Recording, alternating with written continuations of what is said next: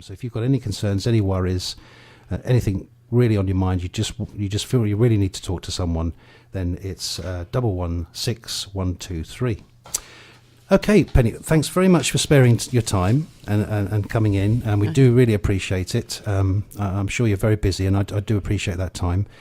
So we just kind of briefly sort of delved into your, well, not delved, but sort of glanced over your role as a volunteer. Now, you say you've been involved for many years.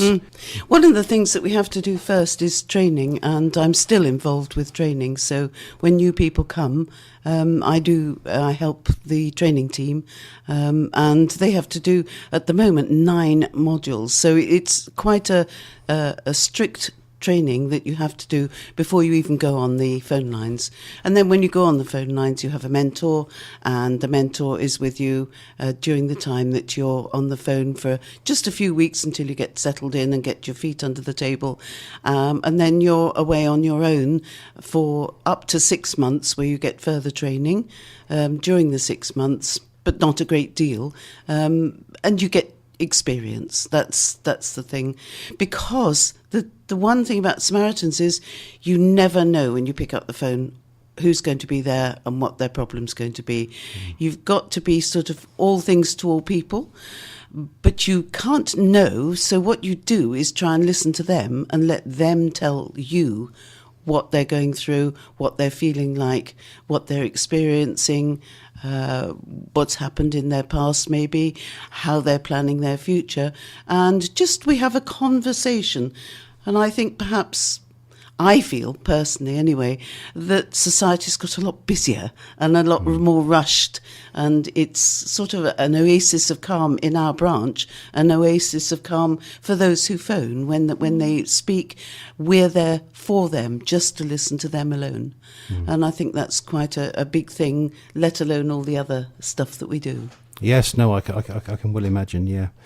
Now, statistically, as an average, it's sort of 1 in every 4 people suffer with depression, and of course, depression can come in many guises, from very obvious depression to, I mean, I've got 1 or 2 friends that, for instance, didn't really realise they had depression, but when delving into it deeper and seeking a bit of help, found out that actually they did. Yes. So, what are kind of the signs, if you like, that someone is depressed, if you like, the general sorts of signs, just for anyone listening who's maybe feeling a bit low but thinking, well, I don't know if I really feel depressed, but at the same time, Yes, I think a lot of people say they have difficulty getting up in the morning. That's the first thing. When they wake up, they don't know how they feel, or they know they feel bad, but they're not quite sure why. And it's more like, you've heard it called the black cloud and all that sort of thing. It's more like that sort of sense of things aren't quite right and things aren't going right. And because of this, sometimes you don't want to do things, you don't want to get on with things. Then, of course, you feel slightly more of a failure because you had planned to do this and then you didn't get it done. And it just kind of, I think, for a lot of people, it bears in on them. And because it comes so slowly in that way, it almost needs at some point somebody to stand back and say, what's wrong with me? What's going on? And for Samaritans, you might know that it's a suicide line in some respects, but actually we would much rather that people contacted us right at the beginning when they're feeling a bit low and talk through their options and think about things at that point so that they don't go deeper. I haven't quite answered depression, but perhaps I've given you a sense of... Yes, of course, yeah. And I guess kind of, do you find that typically whereabouts on the chain of how they're feeling they call Samaritans? Is it at the beginning, do you find? Or is it maybe they've been to the doctor but they're still feeling, and now they feel like they'd just like to have someone, obviously it's not that easy to get to see a doctor all the time, and therefore they feel like they need to call Samaritans. Do you find that, or do you find that you're the first point of call? So someone's really low and they're basically contacting you. I don't think that you can say really, but I would say that in general, when people phone us, because they're feeling bad about themselves, they feel, I can't phone anybody and ask because I'm wasting their time. Because there are people who are more important, people who need us more, need Samaritans more, and we'll be blocking the phones and things like that. And as I've said, the sooner the better. If you really feel a little bit low, give us a ring, talk it through. You may never need to ring again, but if you're further down the line, it may take several calls before you even get up the energy and the courage to go to your doctor. So it kind of varies. Yeah. In actual fact, I've got a slight story there that I was actually feeling bad to phone up and make contact with the Samaritans when I was thinking about you coming on to the show, and because I thought, I'll be taking up the lines, but the person I spoke to very quickly reassured me it was fine, you know. But yes, but yeah, you that sort of feeling of you know, you're sort of taking up something much more important than what you know. Yes, every call is important. Absolutely, it really is, and that's not just. I'm not just saying that. It is, because it doesn't matter where you are on that scale, on that line. You need help at that point. You need. Sometimes it's as though it's going round and round in your mind and you can't get it out. So if you can say it to somebody confidential, somebody anonymous, somehow that's easier. It's a bit like talking to somebody in a bus queue, and sometimes you don't want to distress your family, worry your family, and so to speak to a caring stranger, you know, somebody that has been trained to listen, really makes a difference for some people. They can be open about what they feel instead of having to consider other people's opinions all the time. And Samaritans themselves, you know, go through those phases as well from time to time, volunteers. So we know about those sort of things, and we try and keep each other, you know, feeling it the best they can. Yeah. Are you able to share with us a bit about the training? What's involved in that? Like, I'm just thinking if someone was thinking right now, or it's something I feel I would like to do as a volunteer. Yes. Could you give us a bit of a background? Yes, there's a bit of a selection, but first there's an information session. So that's probably the most important thing. And you come along, very warm, very sort of inclusive, tells you it as it is, not, you know, no holds barred. And if it's right for you, then you'll almost know at that point. And then you come for a selection evening where you do some group activities and then have an interview. The interview, of course, is nothing like going for a job. It's not about what you know, it's about your characteristics, about your personality, whether you're willing to reach out to other people, whether you're willing to listen to other people, and be trained in the way that Samaritans does it, which is called active listening. So the first module is about active listening, and then from there we build on all the different modules about ways of dealing with emails and dealing with SMS that we also do. Yeah. Next year we're doing live messaging as well.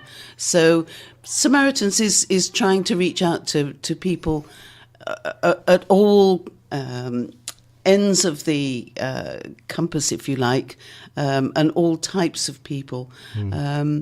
And one of the things when you finished your training that you're told by your mentor is just be yourself. Even though you've learnt how to be a Samaritan, you're being yourself on the phone. So you're reaching out to an individual as an individual. And that makes a huge difference. And sometimes a conversation turns on a pin just because something's been said that's really, really resonates with that person, even though they were feeling so low. Yeah. And I would think that would be I would say that's a very good point, actually, you know, to be yourself. I think it's probably important in a lot of things in life, yes, but certainly in that kind of work as well, to be, you're going to come across natural to the other person, yes, and they're going to quickly warm and feel, well, I say warm, but they quickly feel more relaxed, yes, with all that they've got to say. Yes. Yeah. So yeah, I would say that's a very good point. Yeah, very well. Yeah. Just sort of thinking a little bit about now, because obviously the large part of what you're doing is at the end of a telephone, but of course there's a lot more to it than that, as I know, and that's reaching out as well.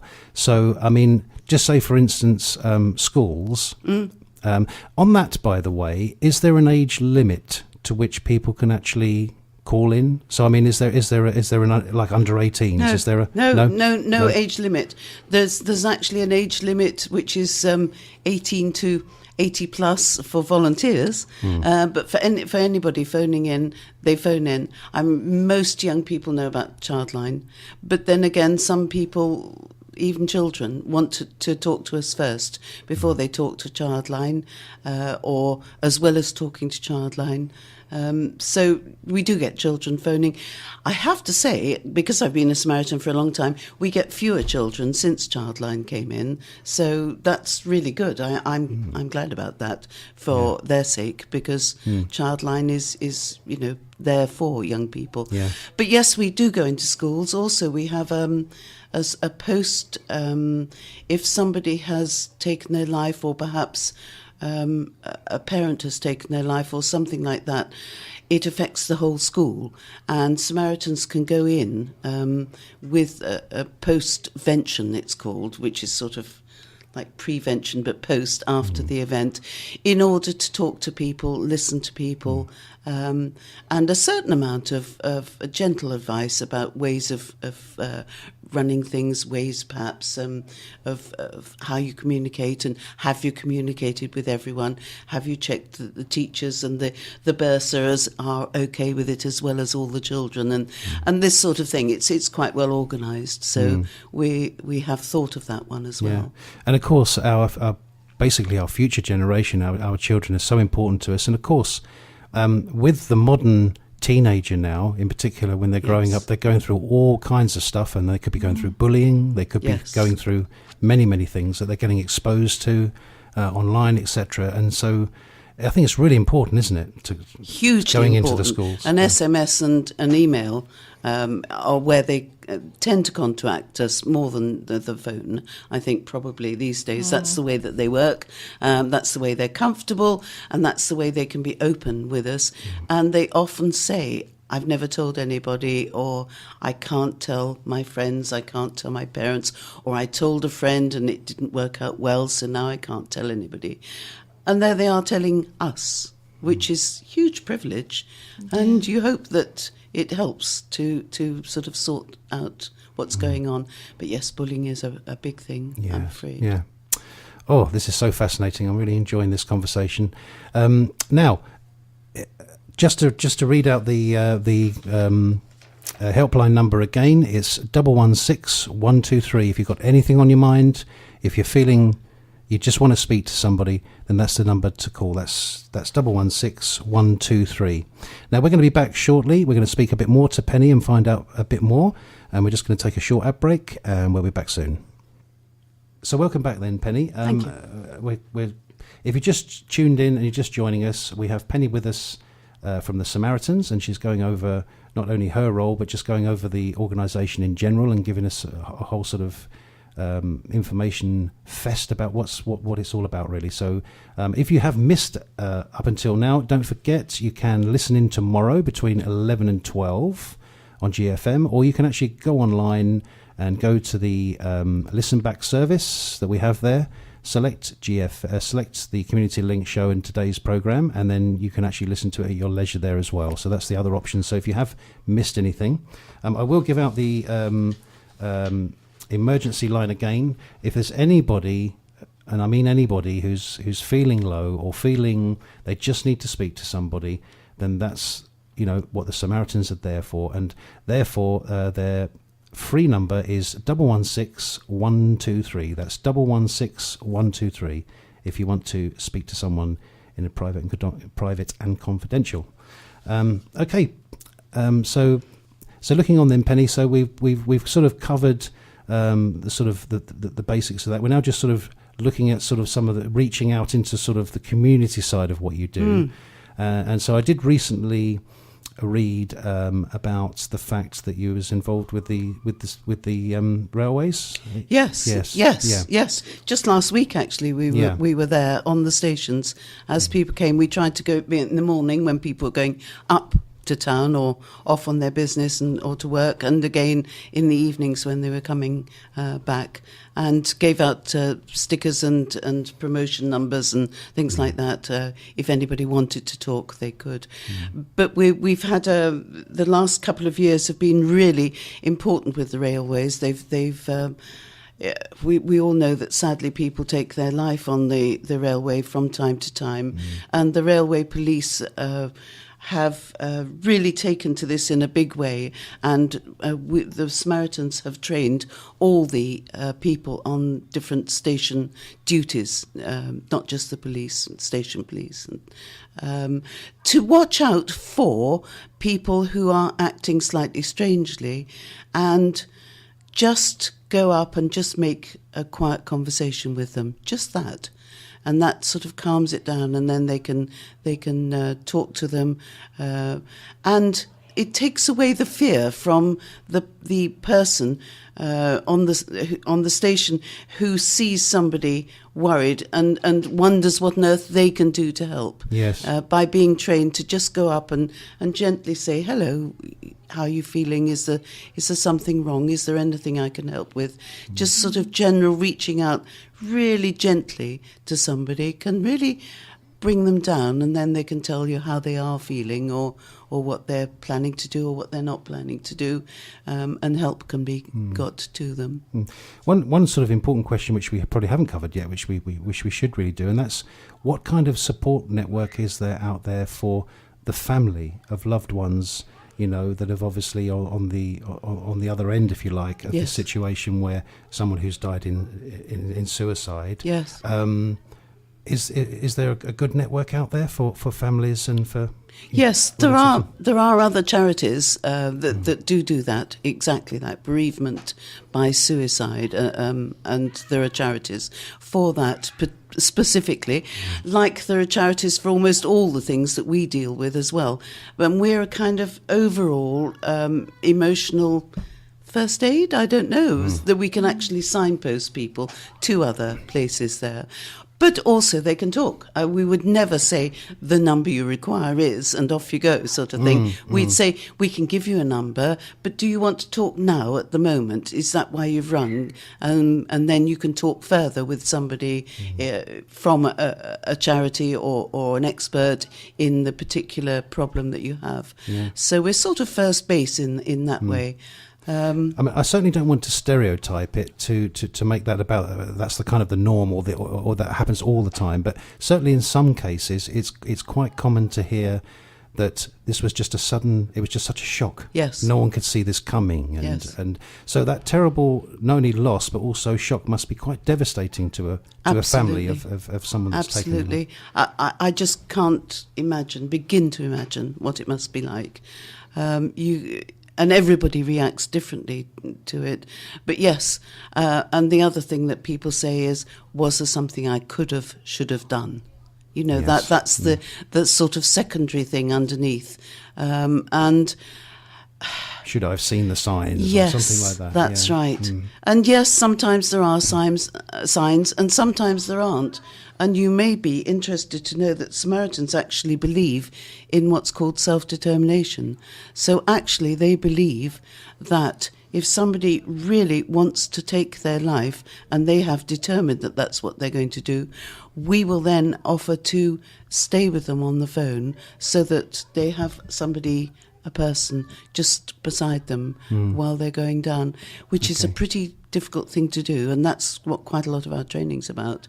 But we believe that actually, in a lot of cases, because we're not saying, you mustn't do that, like family would say or loved ones would say to you, actually, they can sometimes talk themselves and out of it in terms of realising that there is still something that they can do, but they're feeling so bad about how they're making other people feel all the time. This is what we hear all the time, that they'd be better off without me, they say on the phone. I've actually heard that said, and it's so sad. And so therefore we say, tell me more about it. Tell me how you feel about it.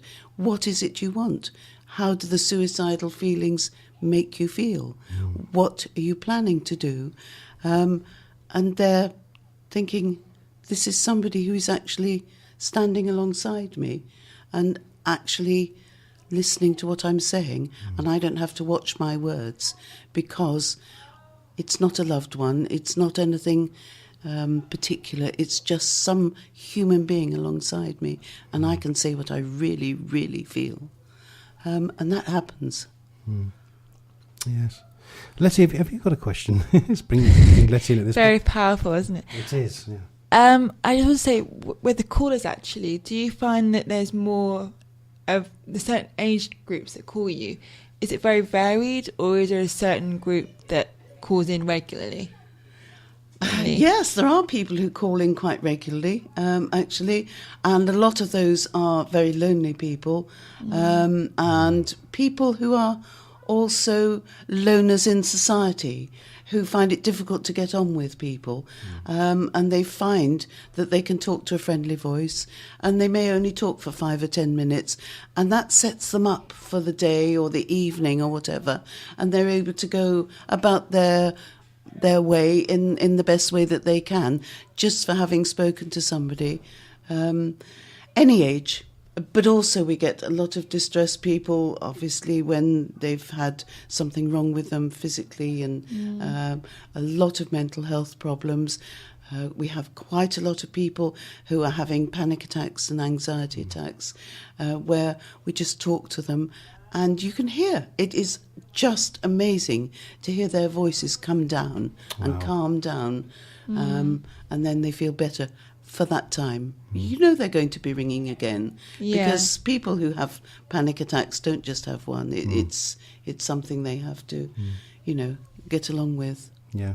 Hopefully with medical help, they'll get better. Also, if there's someone, I don't know, maybe a family member or a relative that's worried about someone, but that person isn't really, for instance, owning up to the fact that they are that, either very depressed or suicidal. Yes. Do you have that option as well, that people can call you for that, for advice? So maybe it's a parent worried about a son or a daughter. Or, Yes, you do. yes. We don't call it advice because we say that we don't give advice, because people have to make their own choices, and then if they make their own choices, they're likely to go along with it much more than if you say, if I were you, I'd do so and so, because then you don't know whether they will or not. But yes, we can also make what we call third-party calls, so people can ring in and say, I'm really worried about my brother. He's acting strangely. He seems very depressed. He says he won't go to the doctor, and I'm really concerned about him. Would you give him a call? And we say, yes, of course we would, if you're prepared to give him give us his number. And would you like to say that it was as a result of you, the caller, telling us about it, so that we can tell him that they were concerned about them as well? So we do make calls for to another person sometimes. Yeah. I think our time is actually coming to an end, Penny. Really? I really do thank you so much for coming in, and I thank you for sharing with us all this wonderful information. Could you just leave us maybe with some local numbers, if maybe someone wants to get involved with volunteering or want to find out more, just getting involved, maybe fundraising as well? We haven't even touched on fundraising, have we? No. Is there? But before we end, is there anything you want to say? I think that's important. Okay.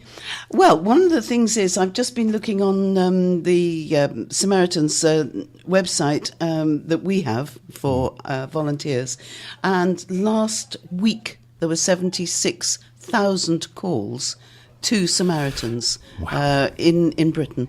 Just in Britain and Ireland. It's Ireland and Northern Ireland, actually. It is all included, 76,000. But as well as that, there were people who got the engaged signal. So we're still looking for volunteers. We still need more people. If we have more people, we can answer more calls. That's the straightforward thing. I also haven't said that it's a 24-hour service every day of the year. So there's always somebody there. If you do get the engaged signal, or you do get a message to say that people are busy, please ring again. That's really important. Yes. But we're at 9 Park End Road, which is just down the road from your radio place.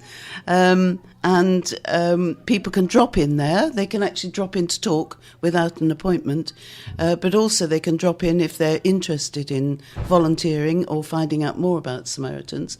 But a lot of people actually go on the website and apply through the application form on the website, which goes up to their head office and comes back down to us, and then we go through the selection process I talked about before. Was there anything else that I wanted to say? Local number, yes, 417918. That gets through to an answer phone service, and somebody will get back to you. Right, okay. Well, thank you very much, Penny, for coming in. I really do appreciate you giving me a home. It's been a fascinating interview, and I've really enjoyed it. And as I say, you know, in the future, maybe when you're having these campaigns or reaching out and you want to, we didn't more than talk welcome about to come in. The cathedral being glorious green, did we? The Samaritan colour is green, and this is the first time they've ever done it, and we're so excited this week. You need to come back to us. You really do visit number 2. Yes. Thank you so much for having me. Anyway, No, and I hope that really, it's been interesting. Thank you very much, Penny. For everybody. Okay. Bye bye.